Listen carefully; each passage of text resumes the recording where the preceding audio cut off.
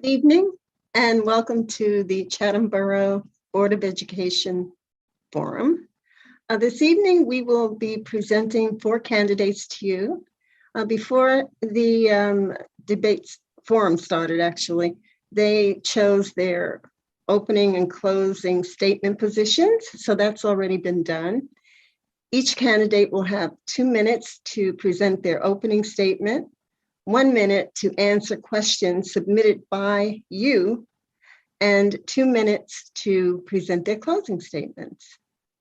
And they are going to introduce themselves now in the order that they were chosen for their opening statements. And we're going to start with Chris.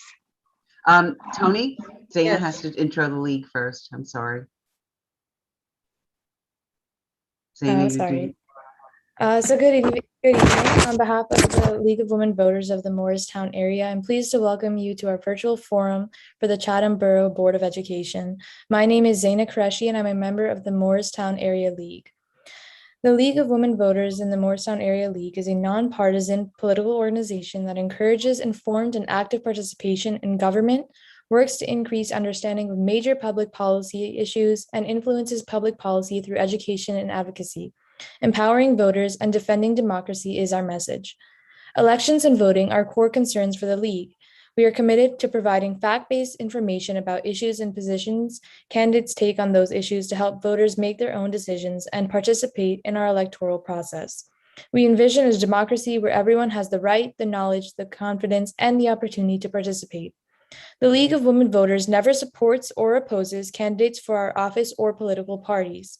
Any use of the League name or footage from this debate in campaign materials, literature, or advertising of any kind, including internet, cable, or television, has not been authorized by the League of Women Voters. If you would like to participate in any of our efforts, the League actively seeks diversity in our membership. The League is open to people 16 years and older of all gender identities. With 100 years of experience, the League is one of America's oldest and most trusted civic nonprofit organizations. We also encourage everyone to go to vote411.org, which provides a one-stop site for information on all aspects of voting in New Jersey, as well as information about all candidates up and down the ballot. All our forums are being live streamed on the Morristown Area League of Women Voters YouTube channel. If you have questions about voting, mail-in ballots, or in-person voting, we have information on our website, lwvmorrisarea.org, and the New Jersey League website, lwvnj.org, to help educate voters. All League forums can be seen on the lwvnj.org website and the vote411.org website. We want to remind voters that there are 3 ways that they can vote in the upcoming general election. The first way is by voting in vote by mail ballot. Registered voters can apply for a vote by mail ballot by following the instructions found at vote.nj.gov or contacting their county clerk. Reminder that vote by mail ballots cannot be returned to any early voting location or at any polling place for this election. The second way is in-person early voting. This new option enables all registered voters to cast their ballot in person using a voting machine during a 9-day period prior to Election Day. You can now choose to vote in person when it's most convenient for your schedule. In-person early voting locations will be open Saturday, October 23rd through Sunday, October 31st. Hours will be Monday through Saturday, 10 a.m. to 8 p.m. and Sunday, 10 a.m. to 6 p.m. No appointment is necessary. The final way is that at your polling place on Election Day. Vote in person at your polling place from 6 a.m. to 8 p.m. on Election Day, which is November 2nd. Go to vote.nj.gov for voter registration information, early voting locations, and polling place locations, and more. Future conference will include tomorrow, Tuesday at 10-26, the Morris County Commissioners debate at 7 p.m. At this time, I would like to introduce our moderator, Tony Zimmer. Per League practice, she is not from this voting district. Tony is a League-trained moderator and a member of the Sussex County LWV. She will introduce the candidates and outline the format for this evening. Thank you. Okay, I'm very sorry, Zina, that I went ahead of you. I should have waited. Sorry about that. Again, the candidates have in advance chosen their positions for the opening statements, which will be 2 minutes per candidate. The actual questions that you provided will be asked after that, and there are 1 minute time limits on that. And the closing statements, 2 minutes. We have a timekeeper who will let the candidates know when they have 30 seconds remaining. They will see the sign that says 30 seconds. And then once that's over, they will see a stop sign, but we will not interrupt them mid-sentence. Okay, with that being said, I would like to start with Chris, who will introduce himself and give his opening statement. Very good. Tony, thank you very much. Barbara, Zaina, and Mary, the timekeeper, thank you for having us here tonight. I am a current board member as I filled a vacant seat in early spring of 2021. I'm a local small business owner in town with over 1,300 clients, 400 in Chatham alone. I'm a proud supporter of the Chatham Education Foundation, Senior Fashion Show, Chatham High Boosters Club, Chatham Athletic Foundation, and the Chatham Performing Arts Boosters. I speak to these Chathamites on a daily basis when I'm working in their homes about their concerns, thoughts, and mostly praise about the school district of the Chathams. My bride Carol and I have been Chatham residents for 29 years, and I've been lucky enough to have raised 4 distinctly different children in this school district. Kara, a 27-year-old, graduated from the University of Mississippi with a communications and marketing degree. My son Tiff recently graduated from Dickinson College with a double major in economics and international business, and works for S&P and client relations. My son Clay is a current senior, fashion merchandising major at Texas Christian University in Fort Worth. And my son Casey, who is a bassoonist, who is a music performance and music education double major at Ithaca College. I mention these kids specifically as they all attended Chatham schools from Milton through the high school. And as with most young adults I meet from town now, post-school, and there's a lot of them. I coached baseball in town and softball for over 18 years. And it seems I coached half the kids that were in town at that time. I find most of them thoughtful, respectful, communicative, intelligent, inclusive, and seem to have a collective consciousness of who they need to be as human beings. And I can't express enough the gratitude and the debt I feel I owe towards the school district for empowering our children to be their best self. And that is why I'm running for the school board and to continue on with my term. Thanks. Thank you very much. Anne? Okay, good evening. My name is Ann Ciccarelli from Chatham Borough.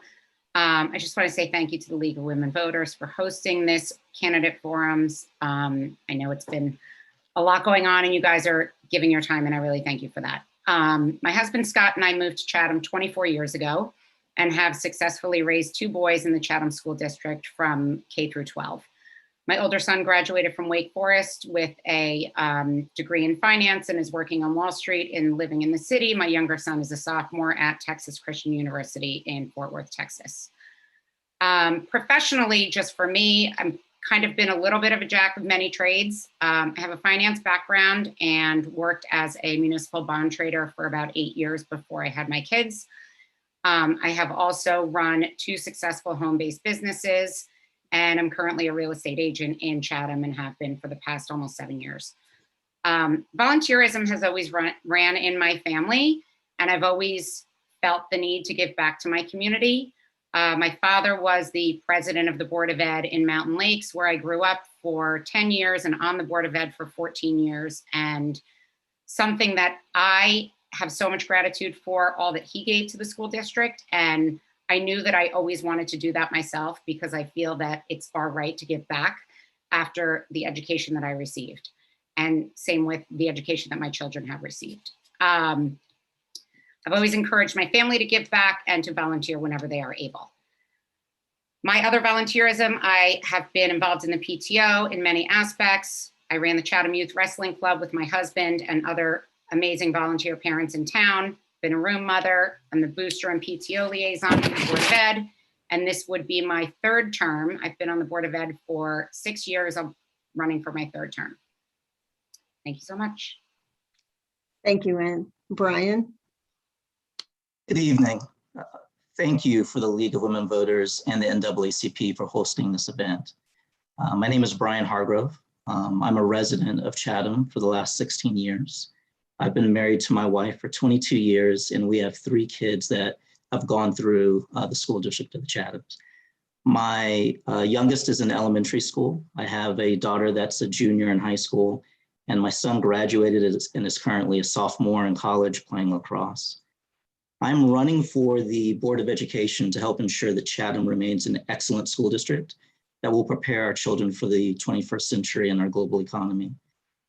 I have been active in the community in Morris County with the Morris County Home Solutions, the Table of Hope Springs Ministry, and the Community Food Bank of New Jersey.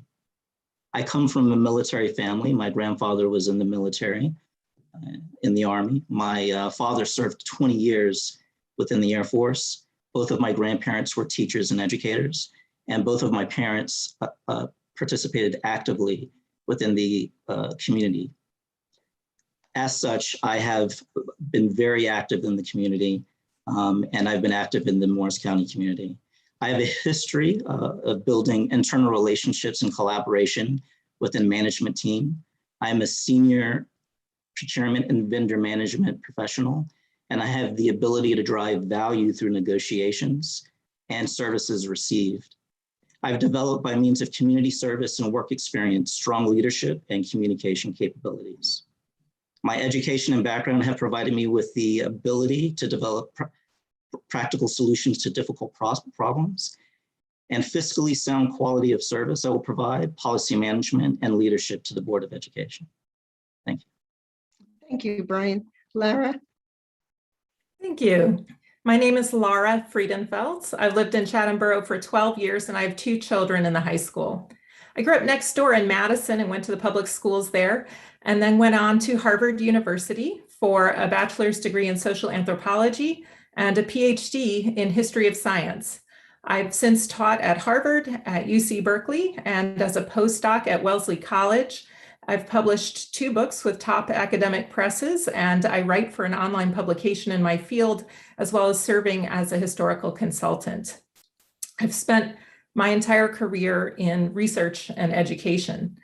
I understand what colleges expect from our students. I know what kind of research and writing skills we're hoping to develop in our students, and I have a nuanced perspective on current debates that are roiling our discussions about how to teach history in the schools. Like more and more Chatham families these days, I live in a multicultural household. My husband is Chinese American, and during grad school, I had a side project of studying conversational Mandarin so that I could enjoy our family dinners with his parents and grandparents who are immigrants from Taiwan. I have a longstanding interest in STEM education as well. When we arrived in Chatham with my tech-obsessed 5-year-old, it was hard to find appropriate programs to support his interests.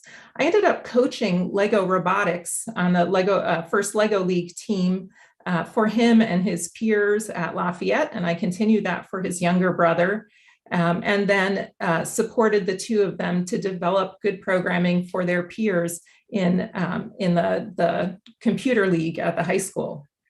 I've also had deep personal involvement in the performing arts, including a part-time professional dance career, and I've been long involved in music and musical theater as well, continue to dance now. So I'm bringing all of those skills and interests to my service on the board if you will choose me. Thank you. Thank you very much, Laura. Okay, I didn't mention earlier that with the questioning, we do allow for rebuttals if desired, so they're 30-second limit, and just to let the audience know that that may be a possibility. But now we're going to start with our questions, and the first question is going to go to Anne. Should the social studies curriculum include a robust civics education program to ensure students fully understand how our government works? That's for you, Anne. Sorry, I was just trying to unmute myself. That's okay. Yes, I do feel that it's important for our students to know how our government works. I think that the more we can educate our children about what their options are and, how the whole process works, I think we're only doing them a service. I don't think that I think that by not teaching them that, we're doing them a disservice. I mean, they will grow to be adults that have every right to vote and every right to express their opinions and concerns. And I think that we would only be doing them a service by yes, letting them know the history of that. Thank you. Lara? Yes, absolutely. I actually think we have an excellent civics education currently in our school district. A few years ago, New Jersey required a robust civics program, and ours is in 8th grade. I believe that's how it is across the state. I have a freshman now whose 8th grade teacher was one of his best teachers, and that's saying a lot because we have wonderful teachers in our district. And the experience he had in exploring our Constitution, in learning how our legislature works, in writing a little bit of his own to understand how legislation is supposed to work, all of that was wonderful. If there's anything to add to this education, it might be a little bit of encouragement to the kids to understand how local governance works by connecting our students to our local government and asking our mayor and our town council and frankly, our Board of Education to pop into classrooms to have some time to come talk about what it means to do politics at the local level. Because local governance, in our daily lives is as important as state and federal. Thank you. Thank you. Brian? I definitely think that it should be taught within our school district, local, state, federal, the mechanics of how our democracy works. It's very robust, and it's extremely important for the students to understand why we are such a good country and have the robust democracy that we have today. So I definitely think it's something that should be taught. Thank you. Chris? You're muted. Without a doubt, just to mirror what all three said, that's a no-brainer. Yes, our kids should know how our democracy works, and it makes for really good conversation with your young people because they're not so ready to talk about what they learned in school, but when you talk about those things, they learn a lot, and it's just fun conversation to have with them at dinner time when you're all eating. So yes, I can't add any more to what you all just said. So yes, without a doubt. Okay, thank you. All right, so the next question has to do with the current crisis, if you want to call it that. And we're going to start with you, Lara. Is it the Board of Ed's responsibility to be involved in identifying possible gaps in learning due to COVID restrictions? If yes, what actions would you support? And how will you ensure that students who have fallen behind due to COVID will receive the academic support they need? So to be clear, I define that as the role of the administration. The role of the board is an oversight role, and it's our administration who actually does the detail work in figuring out how to implement these kind of services for our students. So absolutely, we're going to need to be doing a lot of extra assessment, and I think our teachers are already at it, actually, particularly in the lower grades, making sure it's clear where the gaps are. Because you can't catch up on the gaps until you've identified them. And that's largely going to be a role of classroom teachers. And then the role of the administration is to make sure that they're listening to the classroom teachers and doing something useful with that information to be able to support our students. And I hope that we'll be hearing, because I'm not getting that information firsthand, since I'm not currently on the board, I don't know what the administration's plan is for catching up. But I do think it's important that the board support the administration in having a plan for catching up the students, their missed learning. Thank you. Thank you. And Brian? I definitely support the administration in ensuring that gaps are identified. From what Laura identified as well, the Board of Education should be assisting in the policymaking and ensuring that we support the administration, but with the identification of gaps from the administration and ensuring that the students are getting the attention that they need, especially within these last year and a half to 2 years with COVID. It's definitely something that needs to be identified and that it needs to be supported throughout the school district. So from a policy perspective, and as a board member, I would definitely support them. Thank you. And Chris? As a policy, I'm on a policy board, and policies come daily to us from the state, as well as the policies that are written on the policy board or through the policy board. And they are trying to identify those learning gaps. And it is definitely a priority in the school district to help kids who have mental, social, and emotional learning gaps. They've had a lot of issues with kids just not being, it's the word I'm looking for, it's lost on me. Anyway, yes, they are trying to identify the learning gaps between all of these problems kids have had caused by the pandemic, and they're just working hard to get the kids taught well, for lack of a better term. Yes, that's it. That's what I got. Okay, all right. And Yeah, so, over the past year and a half, our students, parents, and staff have worked tirelessly to make sure that our kids are getting the best possible education they could have gotten. I mean, we were thrown into unprecedented times. I happen to be the chair of the personnel committee, and I worked tirelessly over the past 18 to 20 months with the administration to make sure that we were fully staffed, that we had all the tools that we needed, that our teachers had everything that they needed. And, the social, emotional, and learning gaps are just a few of the concerns that we have that need to be addressed. But we will do our best. We are doing our best. And this district has proven that, these kids will come out okay on the other side. But we are addressing it. We're aware of it. And we will do whatever it takes to make sure that these gaps are filled. okay, thank you. All right, for the third question, this is interesting. There are plans to build high-density housing in Chatham Borough. If there is a significant increase in the student population that will impact the school district, how do you propose to handle that increase? Or what advice would you give those parties on how to handle the increase? And this question goes to you, Brian. Well, I think that as we have fluctuations in the student population, it would be something that we would need to keep a very careful eye on. One of the main things that Chatham has been very good from a budgetary perspective is ensuring that the cost of the students and the amount of money that they put per student is kept at a very competitive level.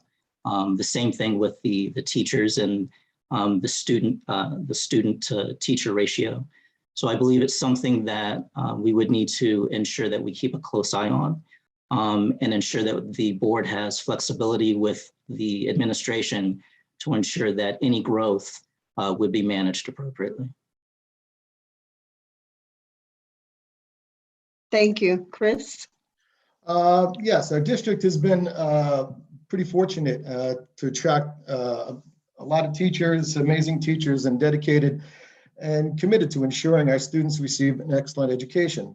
Our staffing would be the main issue there, as it's been tough, as far as finding teachers and so qualified teachers as of late.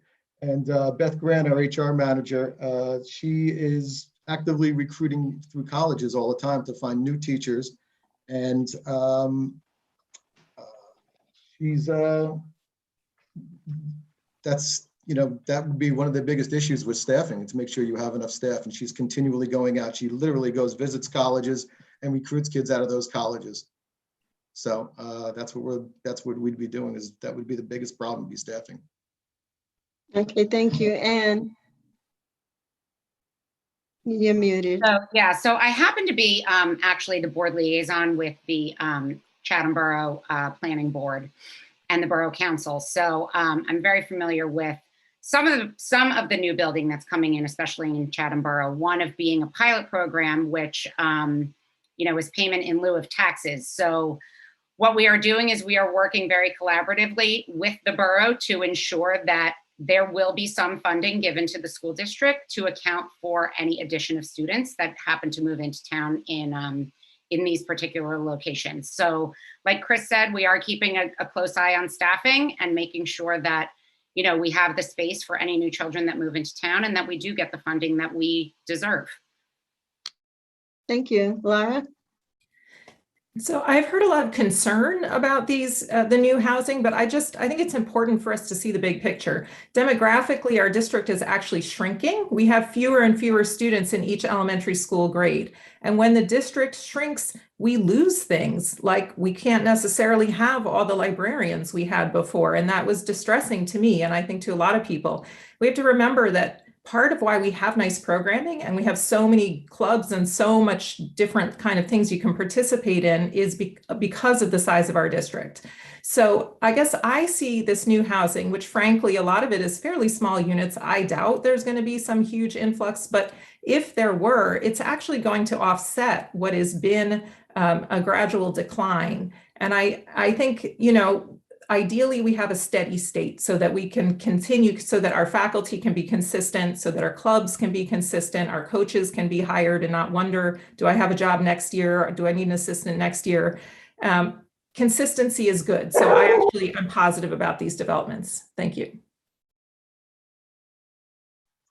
Thank you. Okay, the next question will go to Chris. Is there a dog I hear? I have a dog. Oh. No sweat. Okay, sorry about that. Okay, this question is going to Chris. Yes. What do you believe is the biggest strength and weakness of the school district? What are the major challenges we face in the school district? Right now, some of the major challenges I think is very important is the mental health of the children. First and foremost, as they had a very tough year and a half, kids getting back into schools full time. We had summer programs that helped kids who were at risk of having, you know, mental issues. So they had a summer program, or I shouldn't say mental issues, but more just they were a bit scared of going back to school. So they had a nice summer program set up where it was about 150 kids, I think, were there, and they helped the you know, it was like they had older mentor, like seniors and juniors would help mentor younger kids who were coming into the school district, ninth graders who were coming into high school, I should say. And probably mental health is probably the most important right now in the mental well-being of the kids and emotional well-being, as well as funding. And we need to find new ways to continually find new ways to fund the school, searching for grants and other revenue sources like shared services and so on. Okay, thank you. Anne? Yes, so I mean, I think our immediate challenges and short-term challenges are certainly getting through this pandemic and getting through this pandemic as unscathed as we possibly can. You know, following the local Department of Health guidelines to keep our students safe and our staff safe has definitely been a bit of a challenge, but we're getting through it. And by following those rules and, you know, we've kept our numbers pretty low, which is good as far as COVID goes. I think over the next 3 to 5 years, as we had discussed, definitely the new housing and how that's going to affect our district. And I think our long-term challenges are really mostly with the teacher shortage. It's really, staffing is tough and it's very, very hard to find new teachers, especially in some of the more specific areas like world language and some of the other more, you know, not as broad subjects. So I think we're gonna find challenges with that, but I think we need to navigate through that as best we can. Thank you. Laura? So I think our biggest strength is the academic excellence of our district, but I think it also is related to one of our biggest challenges, which is ongoing mental health issues that predated COVID that we share in common with a lot of affluent school districts from this internalized pressure to be successful. And I think the district is implementing some excellent programs for helping people with individual mental health issues. Brian and I have proposed some ideas that we think would be potentially preventative, would be supplementary to these individual kinds of mental health care that are about connecting people to the community, connecting students to each other, teaching students to connect with others who are like them and others who are not like them, who might be from a different city in New Jersey, who might be from a different country. And in this way, making our community more inclusive, more comfortable for all of our students, and also just giving them those social connections, which, you know, sociologists have talked about a lot in the last 20 years as part of the reason we have such high levels of anxiety and depression in the country. Thank you. Thank you, Brian. One of the biggest strengths that Chatham has is the robustness of the education here. It is a benchmark school and is one of the primary reasons why the majority of the citizens or the people that live here came to Chatham. Some of the points in terms of that would be focused on that are not as robust would be the mental health and the fact that it's something that a lot of students are struggling with today. Chatham has done a very good job in terms of trying to implement strategies and programs to facilitate that discussion and make sure that there's inclusion there. In addition to that, staffing, Milton Avenue lost its librarian, and that is something that a lot of students are feeling right now, as they don't have a librarian that will be able to provide that service. Thank you. Yes, Anne. Can I just rebut to that?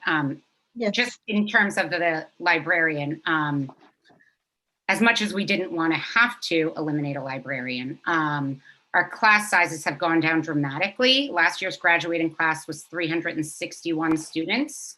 The current kindergarten class is 185. And the first grade class is 234, second grade 230. So, you know, the fact that we have lost a lot of students, or that our enrollment has gone down dramatically, we needed to do what was the fiscally responsible thing to do at the time. And the kids are still getting their library periods as they had in the past. I'd like to respond to that, please. Thank you. Okay. Tony, I'd like to respond to that. Yes. So I agree with Anne that there has definitely been a decline in the student population at Milton. One of the things, however, that is an effect with the rotating librarian is that some of those services and some of the needs that a librarian will provide are being supported by the current teachers, and they're providing double duty. So it is something that is flexible. It is something that we need to look at. It is a concern, and it is something that Chatham will eventually work out. But it is acknowledged that it is a stress factor at Milton. Thank you. Chris, yes. Yeah, as Ann said, it was a tough decision and the numbers are down drastically. They're down to where they were almost in 1996. My daughter's class was the first class of 300 kids. They only had one librarian, media arts specialist then, 20 years ago.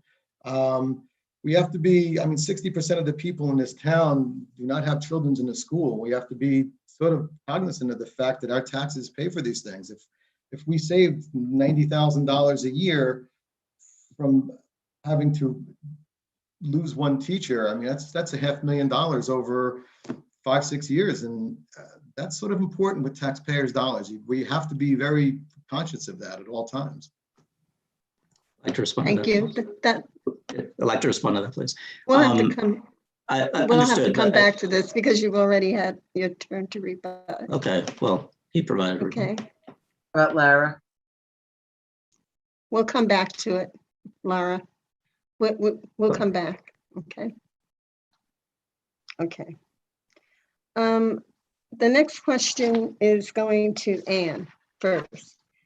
And it is, would you support a curriculum that promotes diversity and inclusion?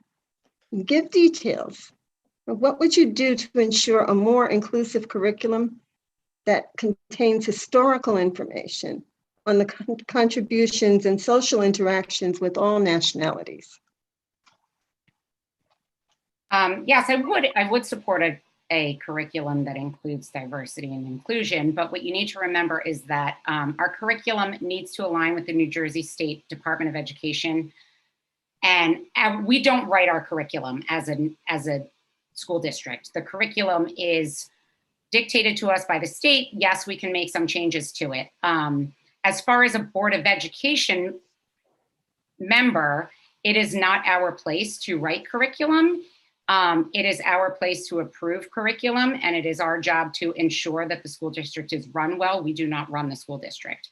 That being said, yes, I would support it, but we also have to meet the state standards, and we need to make sure that what we are teaching is based on what the state standards are. So, I think that's where we start first, and then we can make adjustments where we are able to. Okay, Lara. Absolutely do support that. And I've been one of the people pushing for it. Some ways that I think we could be addressing this, we need to be consistently revisiting the Amistad mandate and making sure that we really are living up to those standards and looking at, where we might be able to do a little extra. The other thing is we do have some opportunities in the classroom and in the school and in our extracurriculars to supplement our curriculum. I mean, as Anne said, we do not control the curriculum. And we can support our schools to do it the best we can, but we can't make whole-scale changes because we're a state school. But we can do things like make sure the extra books that are in the students' classrooms, that the classroom teachers get a chance to choose diverse books, that they're given good book recommendations by the librarian to choose from. We have many places where the students get exposure to new books, to new ideas, to visiting lecturers, that kind of thing, that are outside the curriculum. And that's actually where we have more wiggle room as a district to add more to their experiences. Thank you. Brian? The school district should definitely teach issues on this. There are difficult topics in our history. Women's suffrage, women voting rights, topics of race and civil rights and social studies. All of the curriculum should be centered on the New Jersey State Learning Standards, which it is. These topics are sensitive, but they're taught within the school district in a very thoughtful, factual, and age-appropriate manner. So we want to ensure that when our students graduate from Chatham, that they are well-equipped to flourish in this very difficult society. Thank you. Chris?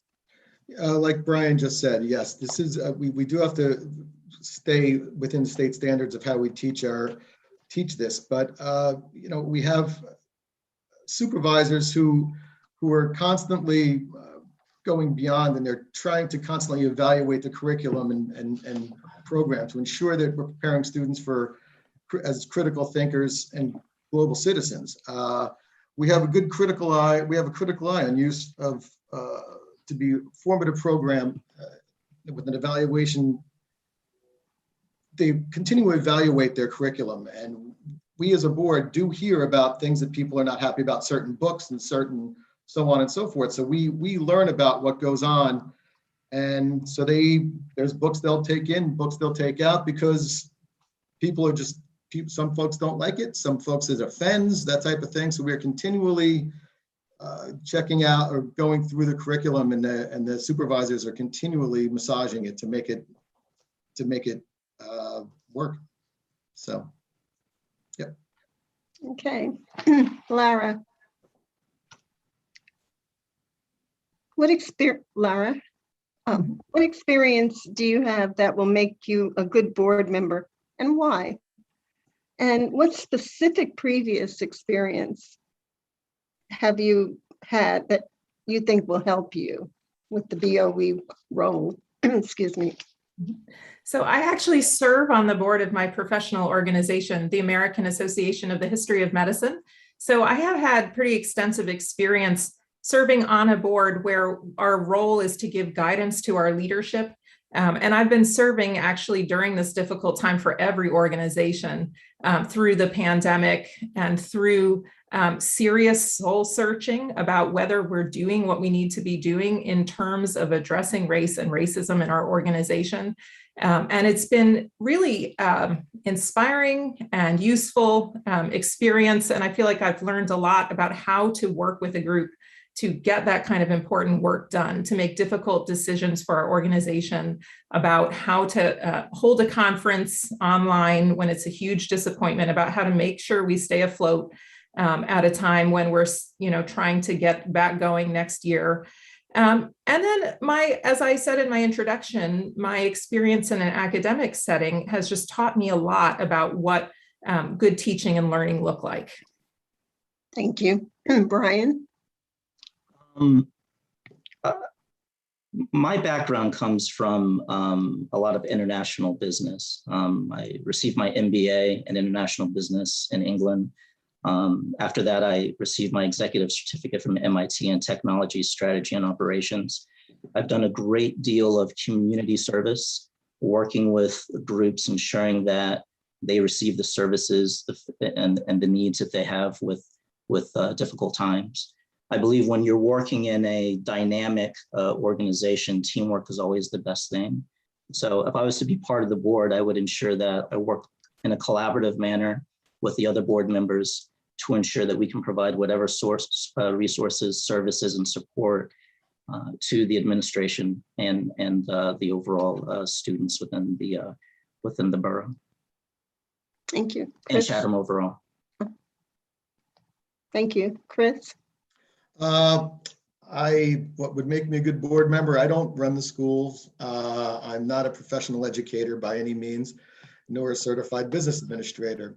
Our role is to ensure our schools run efficiently, set policy, and provide financial oversight. I'm in a lot of homes every year, and I speak to a lot of parents, and daily, and I hear their concerns, I hear their thoughts, and I bring those to our policy and finance meetings when we're discussing the issues that they are concerned about. So yeah, I have my pulse on the community, and I know what their issues are. So I bring them into the board, into our policy and finance meetings, and those were our chats. So yes, I have my pulse on the community. Let's put it that way. Okay. And I think my experience being on the Board of Ed, I bring as a huge asset. As I said earlier, I've served 2 full terms, 6 years on the Board of Ed. During that time, I have served on every committee. As I stated earlier, I'm currently the chair of the Personnel Committee. I have served on interview committees for new staff. I have been a liaison with the athletic boosters, as well as with the Borough Council for the upcoming redevelopment. And I feel that I have a broad knowledge of how the Board of Ed is run. And this current Board of Ed is a collaborative, caring, and fiscally responsible Board of Ed. And I think that we owe it to our community to consider the consistency that these children need, especially after the past 18 to 20 months that they have been kind of in limbo. okay. All right. So we'll segue into what you were just discussing. I'd like to know, Brian, what committees or committee would you be good serving on, and why? Why do you feel that way? Well, I think that I would be good in serving on the policy committee. It's something that, in terms of identifying the policy and how it affects the school districts and the children within the school district, a lot of this is mandated by the state. So essentially, you are trying to support and ensuring that you're supporting the superintendent and his application of the policy within the school district. In terms of working within executive management and within a corporate organization, I've done a lot of policy, and this would be a natural segue in the School Board of Education. Okay, thank you. And Chris, how about you? Can you repeat the question again? Sure. Which committee do you feel you're best suited for and why? Well, I currently sit on the policy committee and the finance committee. I'm a pretty young board member. I've only been there 8 months. The policy committee's worked out quite well. I mean, we basically have open discussions about what's going on and what needs to happen. And they're very open, honest discussions with Superintendent and Mike Rhines on the meeting, on the policy committee as well. Which one do I think I'd be best at? Probably curriculum, only because I'm very interested in it and to see where it would go. For history reasons, for I'm not a STEM person. I really am not a high achieving STEM person, but as far as I'm a history guy. I love history. So yeah, I would love to be involved with the curriculum committee. Okay, Anne? You mentioned a lot of committees you were working with. Which ones do you? I have been on all committees. That being said, I think I am best suited for the personnel committee, which is what I currently chair. I think, I have been chosen by the superintendent on numerous occasions to sit in on interviews and been on an interview committee for various staffing. And, I think we've done well and we are a collaborative group, but I think that Beth Grant, who's the Director of Human Resources, and I have worked well together as far as me being the board liaison per se to the administration for the personnel committee. So I think that's probably best suited for me at this point, but I'm willing and able to be on every committee as I have been in the past. And Laura? I think the most obvious committee for me would be the curriculum committee, given that I am a professional historian and an educator. But, I'm part of being a researcher and a writer is being willing to learn new things. In fact, being excited to learn new things. So I am open to learning all of these roles and developing myself and my skills. So it would depend really where the need is. And how the board sees itself once the new board is elected and constituted in the new year, where it is that I can do the best service. Thank you. Okay, this question is for you, Chris, first. Do you think social and emotional learning, SEL, is important, and how would you recommend the district implement it? Social and emotional learning. I am not familiar with the term, God's honest truth, because like I said, I'm not quite sure where this question goes. Social learning, I would think social learning is something you just learn by being with kids in your class. I was a kid who had severe learning disabilities, but socially I was always fine. I don't know how you actually teach people to be socially more broad-based or more broad-minded. How do you become more socially? How do you teach more social growth? I have no idea. Would I be supportive of it? Yes, I'd be totally supportive of it. As far as emotional growth, kids probably have emotional problems in our school district. Obviously they do from the pandemic. And hopefully they're all getting the help they can get. I mean, we have a lot of programs we've set up over the last year. There's a hotline for kids to talk to get emotional help from. We've hired a bunch of. We've gotten actually state funding to hire more.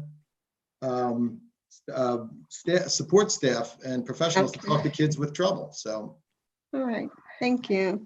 Anne? Could you just repeat the question real quick? Yes, sure. Thank you, Tony. Do you think social and emotional learning, and the acronym is SEL, is important? And how would you recommend the district implement it? Yes, I do absolutely feel that it's important. I think that, our job as a district and our district's job as educators is to, help our students to become confident, well-rounded, emotionally confident, and socially confident human beings and adults when they do leave the school district. So, as a board member and as a parent, I do feel it's very important. And as a district, I do feel that, our district is in tune with social and emotional learning and in tune with the whole student, and trying to develop, socially and emotionally, for lack of repeating it, strong students as they graduate from the district. Thank you. Lara? So our district has social and emotional learning programs and always has. I think it's a required part of public education. Though I will say it's interesting to hear my children's responses to it. They often feel that adults are hokey when they are trying to teach social and emotional learning. And so I guess I take into this, I know there's been really goodwill effort by our administration to try to find a curriculum that speaks to all the children and speaks to them, in a way that they want to hear it. I think it's a consistent challenge trying to find the right curriculum. I wonder a little bit if what that means is that we need maybe a variety of approaches. And it's the kind of thing where we have to keep trying and have to keep trying to make it work, even if the kids sometimes laugh at the grownups, because I do think that it's a really key part of how they become adults and become people who can support each other, which is what we need them to be already in school and, of course, later. Thank you. Brian? So I do definitely believe that SEL should be taught. It's interesting. Chatham has done a study recently within the last 12 to 18 months in terms of emotional health of the students, managing stress, and the increased attention to social and educational assistance. So that was a very robust study that was done. It was discussed, I would say, in the summertime, or about a month or two ago, and the effects that the students are having with emotional stress and emotional health. It's something that the school district is definitely looking at and should continue to foster that within the curriculum and implement that per the studies that are taking place. Thank you. Okay, this next question involves Cpag. I think I'm pronouncing the acronym correctly. It's the Special Education Parent Advisory Group. It serves 750 special education families in Chatham. What do you see as the board's role in collaborating with Cpag? And this is for Anne. So, listen, the board has been very open to Cpag's comments, and the Cpags, they come to pretty much every board meeting. We get their updates. We have had Dr. LaSousa and some of the other administration has attended some of their meetings. Listen, I think that Cpag is doing an amazing job and they are an amazing group. I know that the administration has been working collaboratively with them. I don't know that there's a place for them on the Board of Ed per se, and that's not to saying that they are not well heard. But as far as the Board of Ed collaborating with them, I don't know that there is, necessarily something more that we could be doing, but I do think that the administration has been collaborating with them as well. Lara? My impression is that we don't currently have a formal liaison between the Board of Ed and Cpag, and I know that the Board of Ed relies on Cpag to show up with their updates because they do, but part of the reason they do maybe is because they don't have a liaison. If I were on the Board of Ed, I'd be happy to serve in that role. I do think that So I do think it's very important for the board to be keeping up to date on what is going on with the parents of the students with special needs and how the students are doing, because sometimes I think what happens is that it gets to emergency mode. And we know it does with all of our children, but especially with children with special needs who may not communicate to the parents until it becomes to them a dire situation. Situations can spiral out of control. So I think part of doing right by CPAG is having extra communication going on, just because it really is. I have a disability that I acquired as an adult. I understand how difficult communication is when you have a disability and how much extra effort needs to go into that. Thank you. Brian? Yeah, I think that continued open dialogue and alignment with CPAC is definitely necessary, and ensuring that their voices are listened to, and we try to align as much as possible.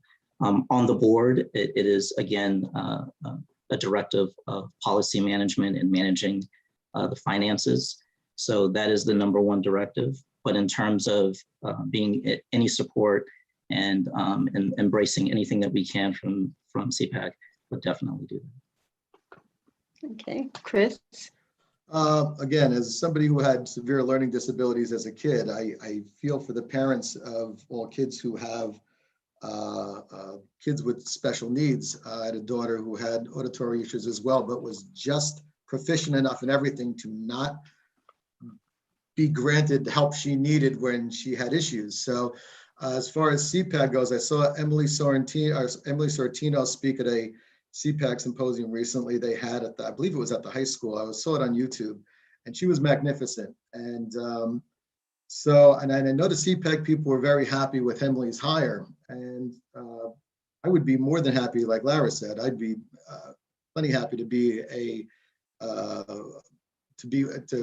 a liaison for the CPAC gang, because I totally, again, I feel for the parents and kids who have learning disabilities or kids with learning disabilities, because it's a tough row, and it's something that needs to be brought up to with the board, and the board's very sympathetic as to what goes on, and they understand it. So yes, CPAC, I'd be more than happy to be a liaison with them. Thank you. Okay, I know we spoke about curriculum with diversity and inclusion, but we didn't ask whether you believe we need to do more to encourage diversity and inclusion in our schools. If so, what specific recommendations would you make? If not, what are your reasons? So how can the Board of Ed foster a culture of diversity and inclusion in our schools and classrooms? And Lara, start with you on that question.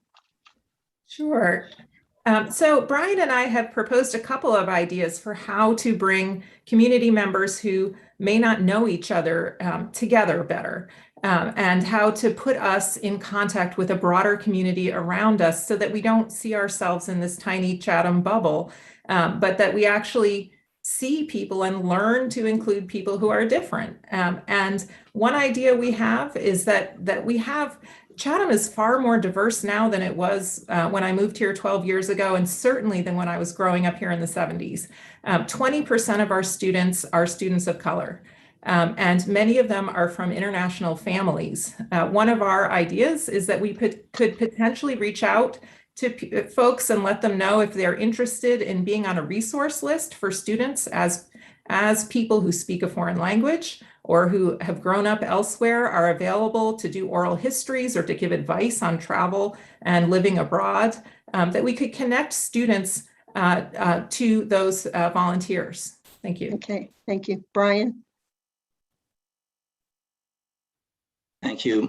Much like Lara said, we believe definitely in diversity and inclusion, that Chatham has become much more diverse. And it is very good to have an open dialogue with international students and those international communities. In addition to that, as Laura identified, we would love to have, outside the policy perspective, any type of sister city or partnership programs with any of the surrounding communities to foster that diversity and inclusion. Thank you. Chris? Diversity and inclusion, I don't know that it needs to be tackled better than it already is in our school district, because these kids who come out of these schools, they seem to know exactly what they need to be and who they are as far as how to treat people. There's a gay straight alliance in our schools, which one of my sons was a part of. I think they do a pretty good job of teaching or of really the kids quite often helping themselves treat each other kindly and understanding how they need to treat each other and who they need to be and how inclusive they need to be. They see it, they get it in this town. I don't know if we need to teach it more than we are, but if we do, it would be addressed. Anne? I'm going to take a little bit of a different angle on this. I think that, our district has been fortunate enough to be able to attract amazing teachers and amazing staff, but I do think that one place that we have room for improvement is in hiring a more diverse staff. Over the last several years, we've been actively looking at and trying to implement strategies to improve in that area. As Chris had mentioned before, Beth Grant, who's our Director of Human Resources, when she first came onto this position, I believe it was like 10 to 14 years ago, we were the only district like ours that was actively going to recruit from local universities for new teachers. And we still do that. Most communities just simply post their openings and then they interview for them. Whereas we are going out to actively seek new teachers and attempting, trying to go to more diverse schools and trying to attract a more diverse staff. Okay. Excuse me, thank you. Okay, the next question that I have is kind of like iffy because I don't know the rules at your meeting, so you may have to correct me, but I'm going to read the question and we're going to start with Brian. Public comment during school board meetings is limited to a 3-minute period per speaker, and there is no follow-up. No. Excuse me? Oh, Barbara, yeah. What? Oh, I got Don't know where that's unmuted coming somehow, from. sorry. It wasn't me. I don't want to get in trouble. okay, I don't know what's going on, but I'm just gonna. Could you repeat the question, please? I am. Thank you. Okay, public comment during school board meetings is limited to a 3-minute period per speaker, and all questions must be given during the period with no follow-up comment allowed. Do you think this policy should be continued or changed? Brian? So I think that the dialogue that the open dialogue that the school board has with individuals that want to speak in the open forum is exactly the way it should be. There are two times when the open dialogue and the open questions are available within the school board meetings. And it gives the opportunity for individuals to voice their questions, comments, and to give their positions. So it's a position where individuals can voice their concerns, their praise, or give any suggestions. And I think the current structure is appropriate. Thank you. Thank you. Chris? I agree with Brian. As you know, people come to the podium, they come and they speak and they air their grievances quite often, or they tell us how they like that we're doing what we're doing. So it's not a Q&A. If you had a Q&A at a meeting, it would go on, my gosh, it would go on all night long. It would go on for 8 hours. My wife used to be at a school district where they had open meetings like that. It would be Q&A wide open. They had 8-hour board meetings. there's no need for that. You let the public speak, and that's that. That's how it works. Okay, Anne? I agree in echoing Brian and Chris's comments. I absolutely think the way it is set right now is appropriate. I think if we did a Q&A or a back and forth, like Chris said, these meetings would go on forever. There are certain times where, we have big topics where we have, 10 to 15 to 20, we've had up to, 50 to 60 people speak during a public comment section. So I think we need to keep it consistent and, keep the rules the way they are. I think that the administration has been very clear that if you have further questions, they will be answered. They just will be answered in a private matter after the meeting. Laura? I agree with the others that trying to do a different format would be unwieldy in one of the monthly meetings. I might be open to the idea of occasional ad hoc meetings on specific topics, so that if a specific topic required further community discussion and back and forth, because part of what's frustrating, I think, at those people make their comments, but it's kind of a random smattering of comments, and there's no back and forth, and there's no order to them. So it doesn't end up being, in fact, a discussion. It ends up being more of an airing of thoughts and the school board acknowledging that they have heard. So I could see, though, of course, it would have to be some reasonable amount of that kind of meeting, because the board does need to focus on all of the other responsibilities, which are substantial. So if we were going to do more comment and discussion, I think I would see it as something that required separate and topical kind of meetings. Okay, thank you. Barb, I'd like to check in with you to see how we're doing with time. We are at 8:08, so it's up to you. Do we have any more questions you would like to ask? Yeah, there are a couple more. I do maybe, at this point, I might do one more at the most if you feel it's a really important question. Okay.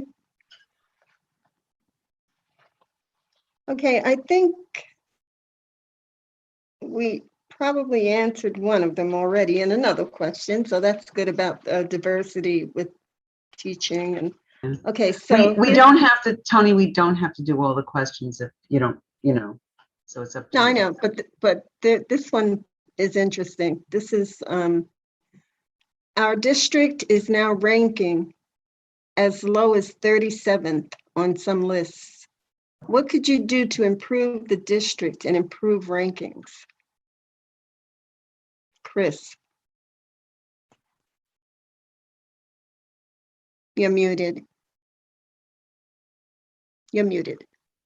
Rankings in a school district, who's publishing it? I mean, it could be New Jersey Magazine, it could be the Star Ledger, it could be World News, it could be, you name it, they could be ranking us. Rankings are not the most important thing, even to our superintendent. What matters is educating our kids. You could say it's the 37th best public school district, but you got to remember, a lot of these school districts cherry pick kids. You could have a school that's an arts school, or you could have a school that is a STEM school, or you could have a school that's just a writing school. I mean, they pick the best kids from certain areas, so that's the best public school. As far as we are a regional school, because we are 2 towns, we're perennially one of the better schools in the state. You're not going to better what they call your ranking. You just can't. I mean, you can't. Okay, thank you. And yeah, I mean, I'm going to echo some of those sentiments for sure. I think rankings, it's very easy to get caught up in numbers and who's first, who's second, who's 37th. I mean, some of these lists you look at, depending on the publication, there have been times where we've been, 15th in US News and World Report, but yet all of the schools ahead of us in New Jersey are charter schools or are not even traditional public school districts like we are. So I think it's easy to get caught up in the numbers, and I don't necessarily know that they mean that much. I think what's a more important gauge of how well our district is doing is our graduation percentage and where our students are taking themselves after graduation, whether it be to a trade or whether it be to to secondary education. And I think that, it is more important that we are educating our children properly and that they are getting to that graduation level, which is their ultimate goal. And, just like standardized tests, I don't necessarily think are a good barometer for how well our district is doing. So I think the rankings are, sometimes can just be irrelevant. Okay. And Lara? Coming from higher education, I'll say I've seen what the machinations look like trying to get higher rankings. And that's not really what we want to emulate. But I do think there's things we could do to increase learning in our schools. And I do think in some ways the rankings are not just a distraction, but almost counterproductive in this way that the pressure for rankings and grades as individuals creates anxiety and sometimes depression. Those are really counterproductive for learning. I mean, they're just really bad for learning. So if we're thinking about what we want to do, I think we have to think about it in terms of a very organic approach where we tackle how do our students learn more, learn better, learn earlier, keep the learning going, learn by self-initiative, so that the result is that they learn so much that they test well, but not that we're aiming at a test and therefore we're going to do certain kinds of test prep. Because I think, long term, that's counterproductive. It's not healthy and it's not what we want to be doing. Thank you. Brian? I think that what we should be focusing on, and I'm echoing a lot of what everybody already said, is to focus on the quality of the education. And also when the students graduate, they've identified the ability to learn how to think. That's a lot different than test taking and standardized tests. Do you have the critical skills to learn how to think, to analyze information, and to make decisions based upon yourself and that self-reflection? So not really worried about the rankings. We have an excellent school. We are a benchmark school, and that's not something that I think we should be focused on. Thank you. Excellent. Okay. That being said, I believe we are ready to begin our closing statements. I have to tell you, I have a question of my own that I usually give to the candidates at this time of year.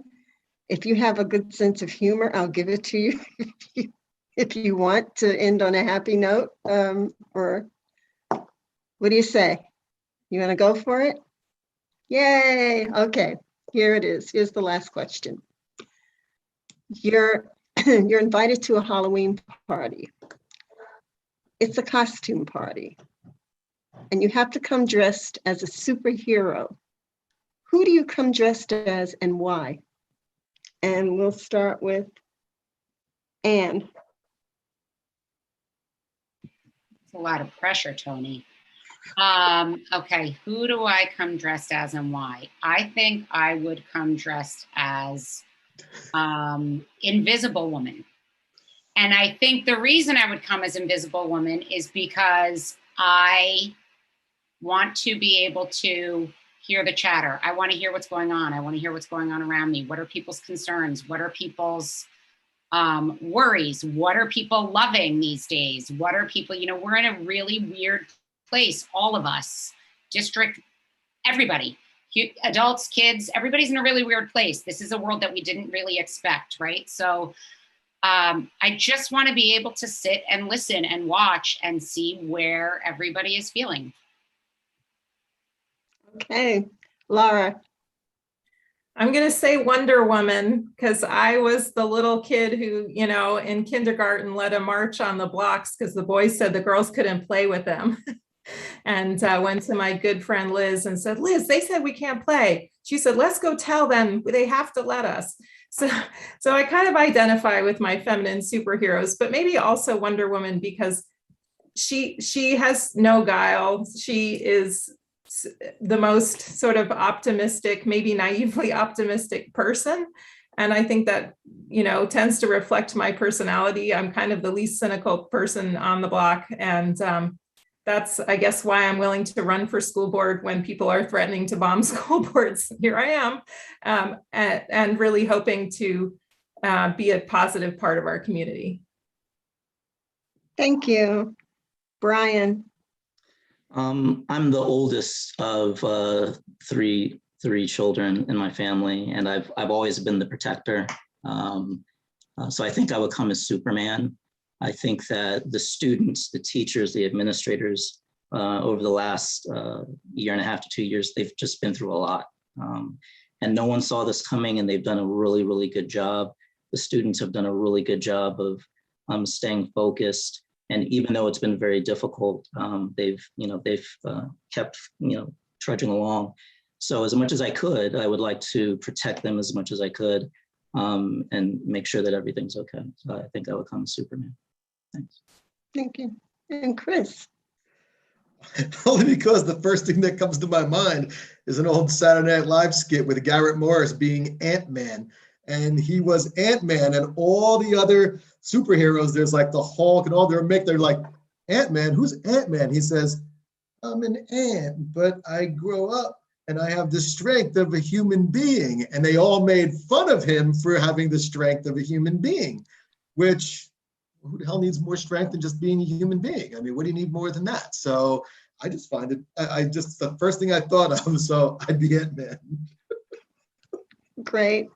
Thank you all so much. And I appreciate your senses of humor and your revelations. So now we're going to start with the closing statements. Laura, you're first. Thank you. Thanks to all of you for hosting, for being here. Thanks to those of you who are listening. If you choose me to serve, I promise to use the skills I've developed as a scholar to listen carefully to students and parents, teachers and staff, administrators, and my fellow board members, to take the necessary time to really understand the entirety of complex situations and to ask smart and probing questions that will help our administration in the process of developing good policies that support every student. I think our students' learning is best supported when they feel connected to a strong and inclusive community, and when they know how to reach out and offer that connection to others, whether they're from familiar backgrounds similar to themselves, or whether they come from a different city or a different country. We want our children to succeed in a diverse and global world, and that success should begin right here in our Chatham schools. If I'm on the school board, I'll prioritize our students' physical and mental health, their development as critical, creative, and ethical thinkers and decision makers, and the creation of a school community where every member experiences a sense of belonging. Thank you. Thank you. Anne? Yes, thank you to everyone for your time tonight. Thank you for those that are watching and listening, and thank you to my cohorts that are all here as well. In closing, I just want to say that, I think I have proven that my role on the Board of Ed has been beneficial. We've made some really serious accomplishments over the past 7 years that I've been on the board. Mental health initiatives to support students, staff, and parents, tuition-based full-day kindergarten, security enhancements in all buildings, expanded STEM offerings and curriculum. We've supported and funded new sports, including sailing, paddle, fencing, and girls ice hockey. And we have a responsive oversight of our annual budget. We do support the whole community fiscally, and not just those with students in the district, understanding that 60% of those in town do not have students in the district. While this is a volunteer position that takes a tremendous amount of time and commitment, it is one where you must be agenda-free, able to make difficult decisions that are best for the whole community and not just for yourselves. Cannot let emotions or social media posts deter you from your mission or compromise your integrity. Not an easy job, but I think I have proven that I am willing and able to make difficult decisions. I will always do what's best for all students, and I will do my best to protect the residents' most valued asset, which is our schools and the reputation that our schools have and our education that all our students receive. The current experienced Board of Education is a collaborative, caring, and fiscally responsible and inclusive group. There is no doubt that the school district of the Chathams is not an exceptional school district by accident. Thank you so much. Thank you. Brian? Firstly, I would like to thank everyone for participating in this, and the League of Women Voters for, again, hosting this event. I would like to say that if I was given the opportunity to serve on the board, I would work in a collaborative manner with the other school board members. It is a very, very tough job. There are a lot of issues that come up that are unforeseen.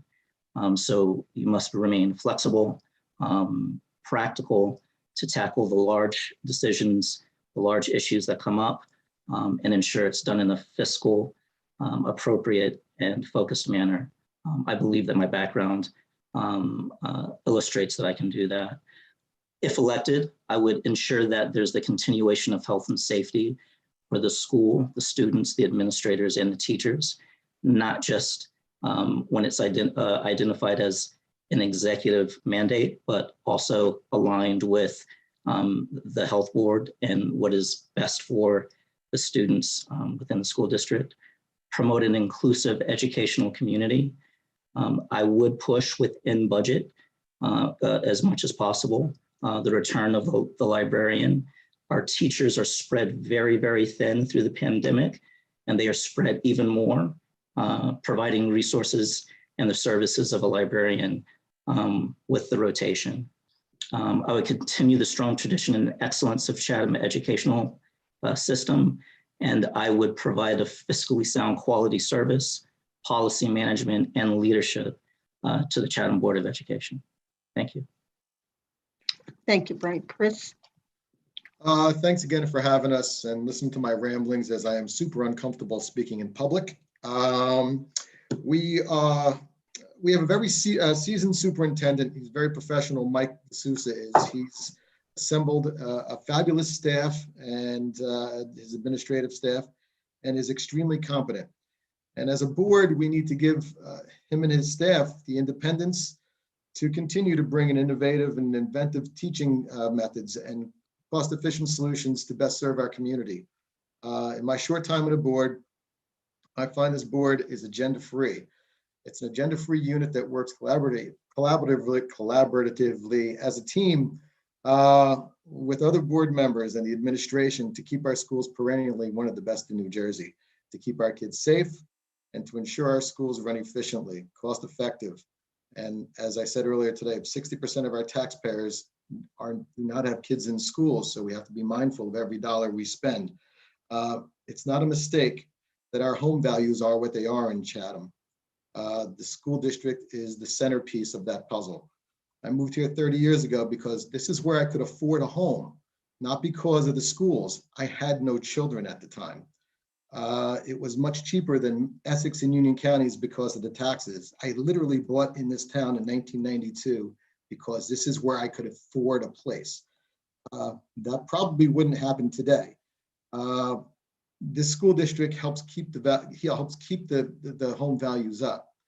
I think the schools in this town are worth my effort to keep an effort in my time to keep producing fine young people. As I see, we turn out a lot of nice, young, fine people in this town. Like I said earlier, the kids are very inclusive. I'm very proud of a lot of the kids in this town. And if I can be, it's payback time for me, because what they did for my kids, I'm very grateful for. And that's what I want to help with moving forward. I got to stop now. There you go. Done. Oh, thank you so much. Thank you all so much. And I'd like to especially thank our voter service chair, Barbara Cooper-Smith. And would you please reveal yourself so that we can say, have you say something? Okay, There thank she you. is. Great debate, great questions, great answers. So thank you all. Thank you, Barbara. Barbara, for all your efforts. you. I know it's Thank you not very much. Yes, a Good doodle luck to poll, all. we did a doodle poll to find a date that everybody could do it. And this was the only date. So lot of credit to the candidates. You did it, Barbara. Thank you. Thank you very much. Everyone you. stay safe with the storm, state of emergency, so. What? Oh, really? yeah, I didn't Governor know. called State of emergency, so, I've Yeah. been busy. We're Stay supposed to safe. have We the- called Busy at the board earlier. meeting. It's supposed to get Governor rough tonight, so. The governor declared a state of emergency. We're Yeah. supposed to have a really bad storm Oh, tonight. yikes. Well, be All safe. right. Stay safe. Well, Hope you good luck keep to power. Thank you. Bye, Thank you. everybody. everyone. See you guys around town. Thank you. All right. good night. Night.